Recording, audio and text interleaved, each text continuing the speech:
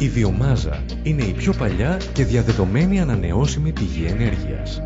Βιομάζα ονομάζουμε οποιοδήποτε υλικό παράγεται από ζωντανούς οργανισμούς και μπορεί να χρησιμοποιηθεί ως καύσιμο για παραγωγή ενέργειας. Υπάρχει μια μεγάλη ποικιλία ενεργειακών προϊόντων που προέρχονται από βιομάζα. Υπάρχει στερεή βιομάζα, όπως είναι τα υπολείμματα από τα φύλλα και χρησιμοποιείται αυτούσια για την παραγωγή θερμικής ηλεκτρικής ενέργειας. Υπάρχουν μορφές που προέρχονται από μηχανική επεξεργασία, η υγρή βιομάζα, όπως είναι το βιοντίζελ και η βιοεθανόλη, και τέλος υπάρχει η αέρια βιομάζα, το βιαέριο που χρησιμοποιείται για παραγωγή ηλεκτρισμού.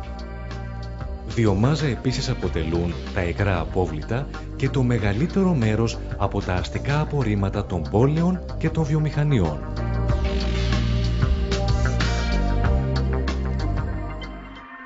Η τεχνολογία σήμερα μπορεί, αξιοποιώντας τις ανανεώσιμες πηγές ενέργειας, να οδηγήσει στην περιβαλλοντική βελτίωση.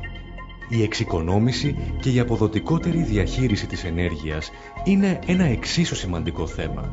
Το πρώτο πράγμα το οποίο πρέπει να συμβεί είναι η εξοικονόμηση ενέργειας. Να μειώσουμε δηλαδή την ενέργεια την οποία καταναλώνουμε. Χωρίς να αλλάξουμε, χωρίς να υποβαθμίσουμε το βιωτικό μας επίπεδο, με πολύ απλές κινήσεις, όπως να αλλάξουμε τις λάμπες μας με λάμπες εξοικονόμησης, να μην ξεχνάμε τα φώτα αναμένα ή να κλείνουμε την τηλεόραση και τις υπόλοιπες ηλεκτρικές συσκευές από τον κεντρικό διακόπτη, μπορούμε να πετύχουμε κάτι τέτοιο.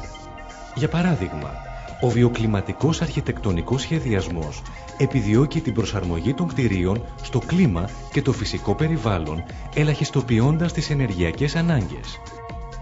Οι κλιματικές αλλαγές και οι συνέπειές τους στο πλανητικό οικοσύστημα δεν γνωρίζουν σύνορα. Αφορούν όλα τα κράτη και τον κάθε έναν από εμάς. Είναι ανάγκη να αλλάξουμε τον τρόπο που αντιλαμβανόμαστε το περιβάλλον, την ανάπτυξη και την πρόοδο.